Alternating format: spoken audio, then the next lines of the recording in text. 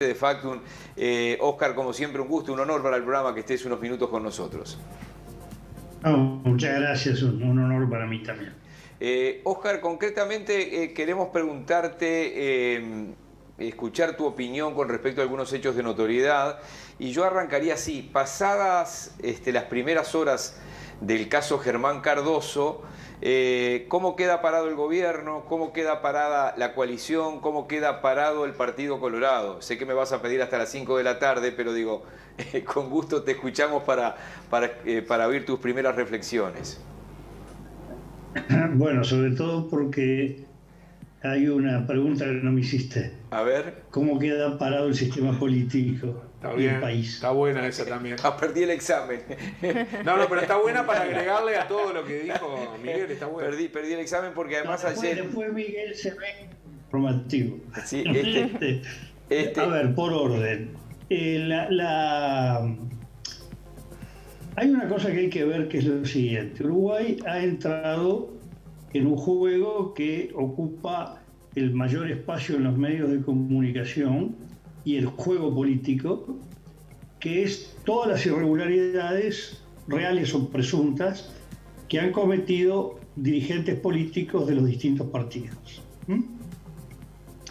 Cuando uno ve las preocupaciones de la gente, el Uruguay tiene muchos temas pendientes. Se está saliendo por ahora de la pandemia. No sabemos qué pasa en el mundo con la pandemia, pero por otro lado empiezan todos los temas pendientes, donde el tema del ingreso a los hogares, sea salarios, sea por cuenta propia, sea pasividades, el tema de la pobreza, el tema de los aumentos de precios, sobre todo los que repercuten en la familia, el tema del empleo, son los que preocupan más a los uruguayos, junto con seguridad pública, y empieza a preocupar también el tema vivienda. Entonces, uno lo que está notando es una disociación entre la temática de debate público y la temática de preocupación de la gente. Y esto está implicando que se está produciendo una bifurcación entre la gente, el conjunto de la sociedad, y los actores políticos, y la comunicación centrada en el juego de los actores políticos de esta temática. Cuando uno agarra, yo acabo de regresar, de tomarme 10 días, de tomar vacaciones, de limpiarme la cabeza, de leer libros.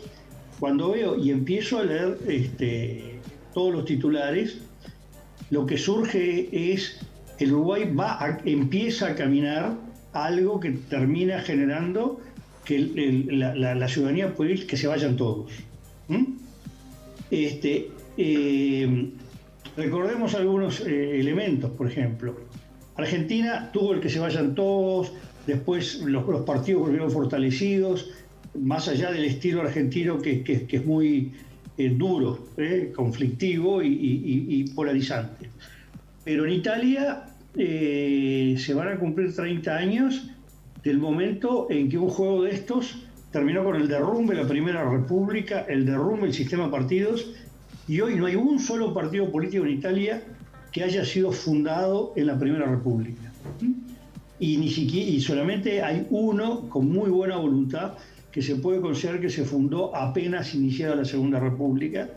Los demás se fundaron, se fundieron, se vuelven a fundar algo parecido. O sea, hay que tener cuidado cuando el centro de la atención es quién destruye a quién. Que no quiere decir que los hechos no ocurran, que no quiere decir que no haya que tener preocupación con la ética pública, pero se está viendo, estaba viendo en redes, que la denuncia contra un medio de comunicación que está más o menos vinculado a un partido político, porque le contrata al Estado una suscripción de 2.400 pesos, ¿no?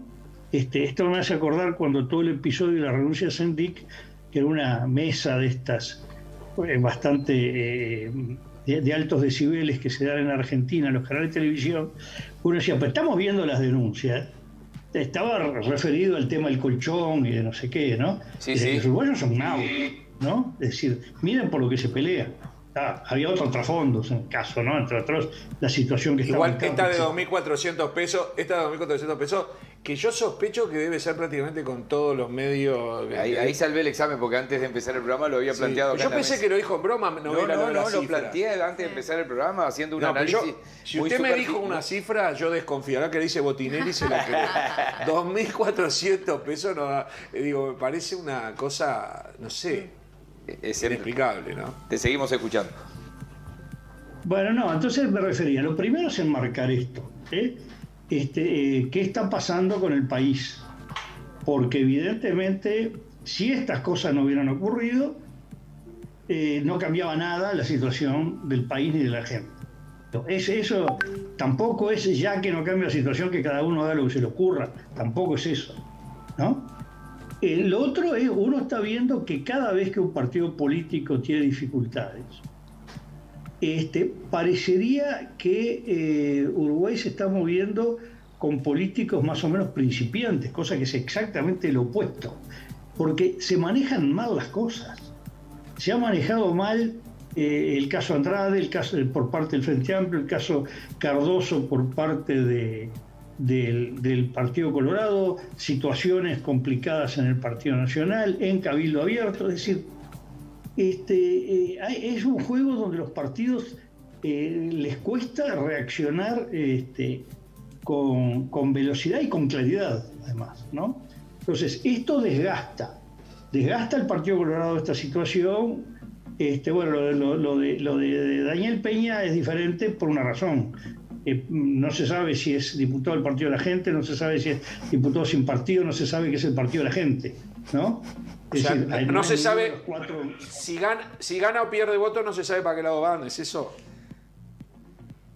Bueno, me refiero que es un caso que está un poco fuera del gran juego político, ¿no? Por lo tanto, sí, es un diputado y un caso más individual. No va a golpear a ninguno de los partidos, por lo menos los que están representados en el Senado, digamos, o con más de un diputado, ¿no? Entonces, eso minimiza el problema desde el punto de vista político, repito, no estoy hablando desde el punto de vista éticos o cosas por el estilo. Entonces, yo creo que al gobierno, al Partido Colorado, esto lo deteriora o lo afecta o lo fisura o no sé, lo mancha. Pero también al gobierno en su conjunto, a la coalición, y por eso yo agregué la pregunta que no había hecho Miguel, que es, ¿y al sistema político? Porque al final, dejemos de lado los que ya se sabe qué van a opinar antes que ocurra nada en las redes, ¿no? Sí. Es decir, hay un porcentaje para acá, otro porcentaje para allá, que yo sin leer sé lo que van a decir. Tal cual. ¿No? Yo cualquiera, ¿no? Vamos a poner el otro extremo, el que nunca se va a saber lo que dice, opina poco, y cuando opina uno ve que, bueno, matiza muchísimo. Debe tener cierta perplejidad ese individuo del medio al ver lo que está ocurriendo, o llega a la conclusión de que este es un país donde que se diferencia con la Argentina, que ocultamos más las cosas, o vivimos en un escándalo permanente. Entonces, creo que ahí hay una reflexión que tiene que hacer de todo el sistema político, por supuesto, ajustar procedimientos. Oscar. Pero el tema es que los procedimientos existen, es decir, bueno, las compras que hizo Germán Cardoso, ¿son legales o ilegales? ¿Excedió o no excedió lo que debía hacer? ¿Las hizo o no las hizo? Pues no tengo claro algunas si las terminó igual, quedaron frenadas. Igual, Oscar, así y sin ser un estudioso de ese tema puntual, lo que se discute muchas veces no es solamente lo legal, sino también hay cosas que son legales y que son, claro, que pasan por otro lado, entonces ahí entran otras disquisiciones. Quiero hacer una pregunta, Oscar. En realidad, más que pregunta, quiero compartir algo que yo visualizo y quiero ver si estoy muy errado. Los tres ministros, incluido Talvi, eran de Talvi. Los tres, incluido Talvi, obviamente, él era de... No, Germán Cardoso era de la 15. Pero ballistas. Sí, pero Germán Cardoso estaba con Talvi también, ¿no? No, estaba con ballistas. Bueno, no. Está bien. Siempre estuvo en el foro desde la época que era el yerno de Sanabria. No, ya sé que estuvo, pero me pareció que en el último tiempo se había arrimado más a Talvi. Vamos a aclarar algunos detalles. Sí. Talvi fue el candidato de todo el Partido Colorado. Sí. Por lo tanto, todos votaron a Talvi a la presidencia. Si hablamos de la competencia previa o de los grupos del Partido Colorado, el grupo Ciudadanos, que es el que encabezaba directo a Talvi, no pertenecía a él Germán Cardoso. Germán Cardoso pertenece al otro bloque, Ballistas Unidos, cuya cabeza es Julio María Sanguinetti. Lo que sí puede llevar a alguna confusión es que como buena parte de los parlamentarios que tuvo Bordaberry y Vamos Uruguay están en Ciudadanos, Germán Cardoso fue de los primeros parlamentarios en el apoyo a Pedro Bordaberry y luego ser elegido detrás de, digamos, o en el grupo de Vamos Uruguay. De repente eso puede confundir la ubicación. O sea, y porque haya sido a ver, perdón, Oscar, porque haya sido el del expresidente de Sanguinetti, ¿es posible que eso permita alguna lectura de que todo pasó en la casa de Sanguinetti? ¿El ministro que se va, el ministro que llega? Bueno, yo creo que la señal que dio la veo como este es un tema del Partido Colorado, lo resuelve el Partido Colorado, y más allá de las consultas formales al presidente de la República, el Partido Colorado dice cómo va a resolver un tema de su propio partido y en relación al gobierno. El ministro Colorado lo pone el Partido Colorado. Creo que ahí hay una señal fuerte. Recordemos que Sanguinetti, que es un hombre que apoya muy incondicionalmente la coalición del gobierno y por lo menos trata que nunca salgan a la luz pública lo que pueda ser disidencias o resquemores con la gestión presidencial, sí ha hecho una advertencia, fue julio del año pasado, cuidado, tengan cuidado que este no es un gobierno solo blanco, es un gobierno de coalición. Y me parece que esta gestualidad también tuvo que ver con, bueno, acá está en juego un ministro colorado, los colorados resuelven el tema. Y también dentro del Partido Colorado marcar, bueno, este es un tema más que del partido, un tema de los ballistas. Y por lo tanto no aparece estos movimientos en la casa del Partido Colorado, en la calle Martínez Trueba, sino en la casa de Sanguinetti, donde, bueno, era el sector Ballistas Unidos los que debían resolver, donde había, sí, algún chisporroteo o problemita entre dos partes de Ballistas Unidos, como es Ballista propiamente dicho, es el sector de Sanguinetti, y la 15, que es el sector cuyo referente, que hoy no puede actuar públicamente en política, porque está el presidente del Banco Seguro, que es José Amorín Valle, al cual pertenece su primo segundo, que ingresa ahora al Senado, Raúl Lorenzo Valle, ¿no? El mono. Raúl, claro, es el hijo de Jorge Valle, ¿no? El mono. Lo más conocido como el Mono Valle. Yo lo he... Ese hijo de Jorge Valle, nieto de Luis Valleverres, y José Amorín Valle, nieto de Duncan Valleverres, del hermano de Valleverres, que fue senador. En el caso de el Mono Valle, si me permite, porque todo el mundo lo menciona así y se habla así de él. Y el padre siempre decía también. No, por eso. Yo lo escuché a él, y esto tal vez públicamente no tuvo la trascendencia, porque él no tuvo mucha trascendencia mediática, me parece, en lo previo de las elecciones. Claro, porque si lo comparas con el tema, todos los hijos tienen nombres de animales, ¿no? Cangrejo, pero rojo, mono. Él hizo su campaña. Él hizo una pequeña campaña política, y en esa pequeña campaña política, que no trascendió tanto en los medios, pero yo estuve presente en lugares donde él habló, era en lo previo muy crítico a Ernesto Talvi. Pero muy crítico a Ernesto Talvi. Lo digo así, Bueno, no sé si es algo que... Jorge Valle estuvo muy cerca de Talvi. Y bueno, él decía que no era tan así. A los que quisieran escucharlo, él decía que no era tan así. Sí. Y lo dijo delante de mucha gente, por eso me animo a decirlo públicamente. No me lo dijo a mí en secreto, porque no tengo ninguna relación personal con él. Yo escucho. Para. Sí, pero perdón esto, hay que aclarar, hay que tener cuidado con el manejo de los tiempos.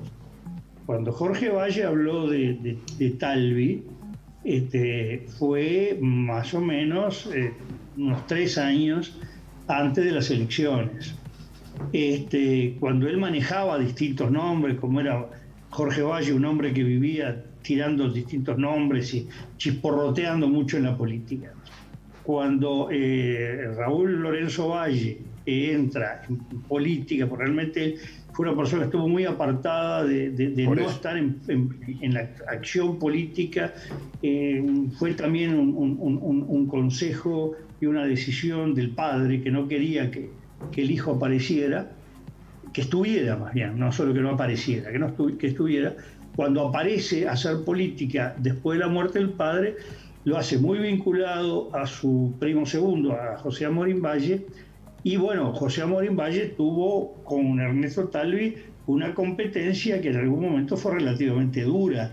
En general, toda la lista 15 fue muy crítica de la candidatura Talvi, como lo fue también el sector vallistas de Sanguinetti, así que en ese sentido era lo lógico y lo esperable, y además, más allá que Talvi era el candidato de todo el partido, porque fue el ganador de las elecciones internas, era muy clara la existencia de una lista de la Cámara de Senadores encabezada por Ernesto Talvi del conjunto denominado Ciudadanos, y otra lista del conjunto Vallistas Unidos, vallistas de Sanguinetti más la 15, en la lista que encabezaba Sanguinetti, que luego sustituye a Sanguinetti Tabaré Viera, luego ahora Raúl Lorenzo Valle, y en segundo lugar es el senador Germán Coutinho, que había hecho la alianza con Amorín Valle, formando lo que se llamó en ese momento Uruguay Vallista. Óscar, el presidente Sanguinetti, el expresidente Sanguinetti, ¿qué lectura haces? Por un lado yo lo veo como con un gesto de desprendimiento, perdió hasta el único senador que tenía vallistas en el Senado, otros lo ven como que salió perdiendo en esta. ¿Cómo lo evaluás? Bueno, es difícil a veces el reducir a ganadores, perdedores, no es tan fácil. Lo que es claro es, primero, yo veo el Partido Colorado que queda algo débil en el Senado, porque observemos que de los 4 senadores electos, solamente hay uno en este momento ejerciendo la banca, de electos titulares, que si elegidos en la elección. Sanguinetti porque se retira, porque había anunciado que él se iba a ir, como se fue también Mujica, lo que fue un recambio generacional en octubre, y Adrián Peña porque pasó a ministro. Entonces, pero además Tabaré Viera, que ya había sido senador, diputado, intendente, va de ministro. Entonces queda todo un elenco de nuevos. No nos olvidemos que Raúl Lorenzo Valle debuta en el Parlamento, nunca estuvo en ninguna Cámara. Carmen Sanguinetti debutó en el Senado cuando Talvi pasa al ministerio. Mucho debutante. Cuando renuncia. Mucho debutante. ¿Qué? Mucho debutante, digo. Exacto. Lanz, también, dirigente de Florida, vinculado a Juan José Amaro de largo tiempo, pero también debuta en el Parlamento. Entonces, esto deja que la única figura con trayectoria es Coutinho, que es un individuo que está actuando con cierta independencia, además. No es un referente al cual siga naturalmente a todo el Partido Colorado. Es notorio que Coutinho está actuando, uno diría, buscando construir una pista de aterrizaje, esperando el retorno a Pedro Bordaberry. Él está claramente expresando la búsqueda y la voluntad de que vuelva a Bordaberry y estar alineado ahí. Entonces, uno ve al Partido Colorado que queda un poco complicado, a diferencia de diputados que tienen buen elenco. Permiso. Ahora. Sí. Sí. No, termine, redondee porque hay una pregunta de Antonio Maeso, pero termine usted, sí. No, lo que quería decir es que efectivamente lo que vallistas, el sector de Sanguinetti, queda fortalecido en el gobierno. Creo que el Partido Colorado queda fortalecido en el gobierno, porque la entrada de Tabaré Viera es la entrada de un ministro, de un dirigente político que ha cumplido un rol muy fuerte en el Senado, el hombre de las negociaciones y los acuerdos políticos dentro de la coalición y hacia afuera de la coalición era Tabaré Viera. Tanto que cuando se instala esta mesa de coordinación de la coalición del secretario de la Presidencia, en torno al secretario de la Presidencia, Álvaro Delgado, está Tabaré Viera como el número 1 del Partido Colorado. Esto va a robustecer la presencia política del Partido Colorado en el gabinete, pero y de vallistas. Sin duda el peso de Tabaré Viera es mucho mayor que el peso de Germán Cardoso, pero lo debilita en el Senado a Vallistas. Es decir, en ese sentido Vallistas queda fuerte en la Cámara de Diputados con Rado Rodríguez Merlo, con Marne Osorio, ahora con el retorno Germán Cardoso, pero igual con Ellinger, pero queda un poco desguarnecido en el Senado, donde ahí, bueno, el Sanguinetti está jugando también mucho hacia todo el Partido Colorado, ¿no? Eso es real. Está bien. Entonces, pero no tiene la fuerza que la tenía Tabaré Vieira ahí adentro. Eso es Bien. Antonio Maeso, muy preocupado por si el Partido Colorado crece mucho, quiere hacer una pregunta porque él como Blanco quiere que el Partido Colorado siga ahí en una situación secundaria. Adelante, Maeso, hágale la pregunta a Botinelli. Gracias, Gorsi, por esa introducción. Bueno, son dos preguntas. Poner en una misma bolsa, cuando usted antes estaba analizando sobre que se estaban haciendo las cosas mal, poner en la misma bolsa el caso Andrade que el caso Cardoso. ¿Es justo? Porque yo veo el caso Andrade donde hay todo un sistema que lo apoya por evadir y acá veo un Cardoso que lo sacan de ministro inmediatamente. No fue como Sendic 1 año y medio esperando para sacar. Esa es la primera pregunta. Lo sigue poniendo en la misma bolsa. No es pone en la misma. Cuando hoy mencionó es una opinión. Cuando hoy mencionó que se están haciendo las cosas mal. Si son comparables los temas, fue la pregunta que hizo. El caso Andrade los puso en un mismo lugar. Entonces, pues lo que hice fueron cosas diferentes. Todos los casos son diferentes. Lo que estoy hablando es cosas que afectan a los partidos políticos de distinta manera, y dije, no importa si están bien hechas las cosas o mal, dije cosas que afectan a los partidos políticos y que sumados afectan al sistema político. Eso es lo que estoy señalando como un tema de análisis de perspectiva sobre los problemas que lleva en los países. Mencioné Argentina, mencioné Italia, se puede mencionar otros, España. ¿En qué termina estos juegos independientemente de inocencias o culpabilidades? Ese es bien. Y relacionado con eso, usted mencionó en enero que la arquitectura de la coalición multicolor es débil. Y hasta ahora la coalición ha sido sistemáticamente fortalecida en las aprobaciones de la LUC, de la rendición de cuentas, y ha demostrado estar muy sólida, por lo menos hasta el momento. ¿Qué opina de eso? No, lo que no hay que confundir es que la arquitectura sea débil con que la arquitectura cruja o no funcione. La debilidad de la arquitectura es la forma en que quedó conformada la coalición, porque en realidad no es una coalición, sino distintos tipos de estructuras. El gobierno no es un gobierno de coalición, es un gobierno presidencial, muy personalizado. Se puede decir del Partido Nacional, pero lo que hay que tener claro es que el Partido Nacional hoy tiene un seguimiento al liderazgo de la calle Pou casi monolítico, ¿no? O por lo menos muy mayoritario. Por lo tanto, hablar del Partido Nacional, hablar del presidente, del punto de vista de la estructura política, es casi un sinónimo. Y es un gobierno de impronta presidencial y de impronta blanca, digamos, con apoyos o colaboración o coparticipación de los otros partidos que en términos relevantes son el Partido Colorado y Cabildoya.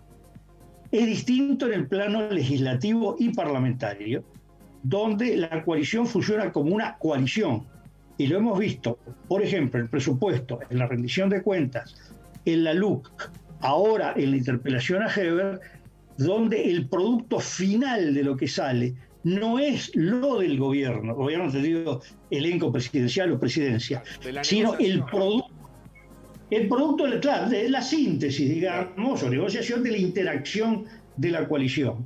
Es decir, lo que pasa es que una estructura tan compleja donde lo que opera el Poder Ejecutivo es una estructura y la del Poder Legislativo otra, hace que el análisis estructural es una arquitectura débil. Sí, yo me quedé pensando con lo que hoy dijo usted al pasar, Botinelli, de que en un momento dado Sanguinetti se había quejado, o lo dije, o lo pensé, se había quejado de que, ojo, esto es un gobierno de coalición y no es un gobierno del Partido Nacional. Y cuando aparece este problema, la calle de alguna forma le devuelve la pelota. Ok, ocupate de Cardoso, chau, hasta luego, me parece que le voy a la pelota. Yo lo tomo así.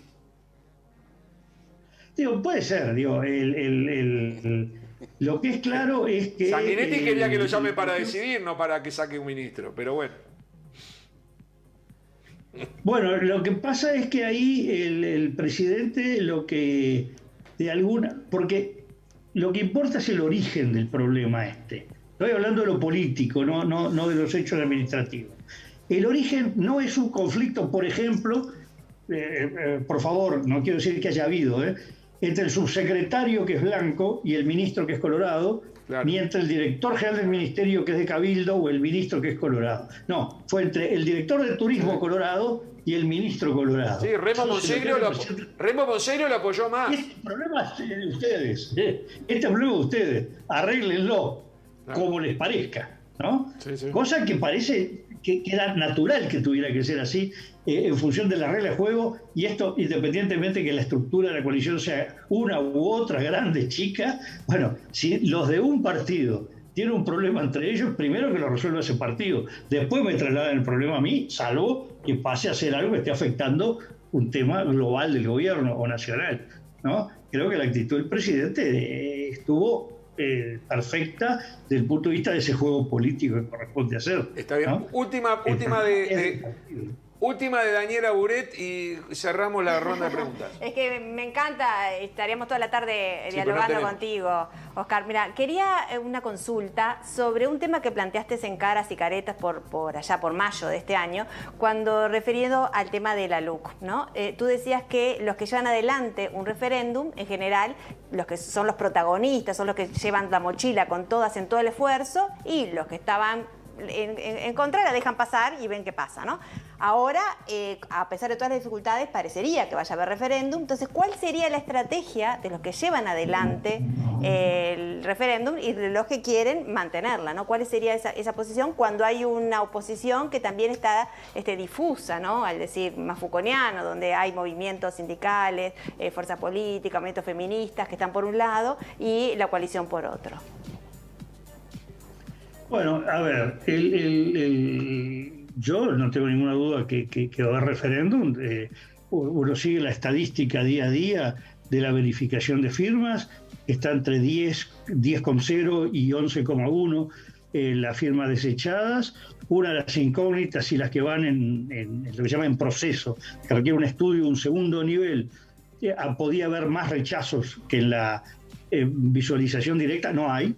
Sigue la misma tendencia, lo cual determina que si esto sigue así, si no aparece nada nuevo, también lo otro que se ha visto, que no hay un orden, que lo que se verifica primero es lo que se firmó primero y lo último quedó para el final, porque ahí sí se podía especular que al final puede haber más anulaciones. No, está todo sin un orden establecido cronológico en la verificación, sino cómo se separaron las cajas. Le queda, cuando la barrera legal se alcanzaría con esas cifras cuando todavía quedan cerca de 50.000 firmas sin verificar. Es decir, hay un colchón muy grande que hace que tendría que ocurrir algo fuera de lo estadístico para que no se produjera el referéndum. Todo indica además que será más o menos por el mes de marzo, porque antes hay problemas hasta para organizarlo. Yo veo muy lenta la verificación de firmas. Si no aceleran, esto no termina antes de diciembre. Y después viene la Semana de Turismo. Por lo tanto, la fecha es el 20 de marzo o el 13, o el 6, el 27 con un poco de audacia, porque llega la Semana de Turismo cuando se está terminando la post-elección, con todos los trámites, los procesos. Ahora, ¿cuál es la estrategia? Bueno, acá hay un elemento primero que hay que definir. No es un tema uruguayo, no es un tema... estos actos electorales, si hay una elección, por ejemplo, ahora Argentina tiene la elección que renueva la mitad de la Cámara de Diputados y un número un poco mayor a la mitad menor a la mitad de los senadores. Sea una elección departamental o provincial o regional, como la que acaba de ocurrir en Francia hace un par de meses, o sea un referéndum o un plebiscito, son actos, se consideran en la ciencia política actos electorales de medio periodo. ¿Qué quiere decir? Que por más que se quiera, termina la gente alineándose por un lado o por el otro con mucha fuerza si está a favor o en contra del gobierno. Eso es casi inevitable. Y esto determina que el resultado va a ser así. Es decir, yo creo que acá hay, salvo que sea una situación muy, muy, muy pareja, aquí un triunfo claro, fuerte del no a derogar la LUC, potencia enormemente al presidente de la República, al gobierno, a la coalición, pero sobre todo al presidente de la República. Y un triunfo del sí, sobre todo si es claro, nítido, es un golpe muy duro para el presidente de la República, para el gobierno y para la coalición. Y fortalece a la izquierda, ¿no? Parecería que estos dos resultados son claros. En función de esto, la estrategia de ambos va a venir por este lado, vale decir, va a venir por el lado de posicionar éxitos y fracasos del gobierno, que cada uno ve de un lado o del otro. Más allá del tema de la LUC en particular, el gobierno tomó algunas medidas últimamente con la sucesión de aumento de los combustibles, 3 consecutivos en medio de 2, referido además a que eso lo habilitaba la LUC, que le da a la oposición lo que vemos como por primera vez una idea fuerza, porque uno de los problemas que tiene la LUC, a diferencia de otros referéndums anteriores, y que tiene muchos temas que son muy importantes para muchos sectores, segmentos específicos, y que cuesta que encuentren un único gran tema, la idea fuerza que fue, por ejemplo, Antel en el 92, ¿no? Otros eran más específicos, como el de Antel del 2003 o el de ANCAP del 2003 también. Entonces, acá ya por lo menos apareció una idea fuerza, que es la movilidad y los aumentos de los combustibles. Ahí hay que ver cómo los maneja el gobierno. Pero sin duda el gobierno, los partidos de la LUC, es entrar en seguridad pública, que es donde el gobierno tiene un nivel muy fuerte de aprobación y donde es una parte cuantitativamente importante del articulado de la LUC. Y que desde ese lado, para decir, este resultado tiene mucho que ver con la herramienta que fue la LUC. Y veo la oposición centrando en el tema combustibles, el tema educativo, el cual hay 2 lecturas del tema. Bueno, pues la oposición va a ser uno, que sea favorable a derogar la LUC, y por ahí me parece que irá la confrontación, en medio de una confrontación general sobre qué bien que está el gobierno, qué mal que está el gobierno, ¿no? Muchas gracias, Oscar. La verdad, como siempre, es un gusto para nosotros. Cuando dijo que estuvo unos días de vacaciones leyendo libros, veo que libros sobran. Esto como con unos amigos que dicen, copas sobran, lo que falta es vino. Pero bueno, en este caso, lo que usted tiene son libros. Sí, capaz que lo que le falta es tiempo, como nos pasa a todos. Exacto. De esos libros que hay atrás, ¿cuántos leyó? No hagas esa pregunta. No, hay distintas formas de leer un libro. Otra leerlo todas las páginas varias veces y estudiarlo, y otra hacer una lectura rápida, ¿no? Pero lo curioso es que no leí ninguno de estos cuando fui de vacaciones, sino que me llevé el ebook, el Kindle, que tengo más de 1500 libros metidos dentro del Kindle. ¡Qué modernismo! ¡Qué me encantó! Gracias, Oscar, gracias por estar con nosotros. No, gracias. Un privilegio. Sergio, y gracias a todos los participantes de Buscadores. Muchas gracias. Un gran gusto. Oscar Botinelli, la verdad que, bueno, llueven los mensajes, es impresionante.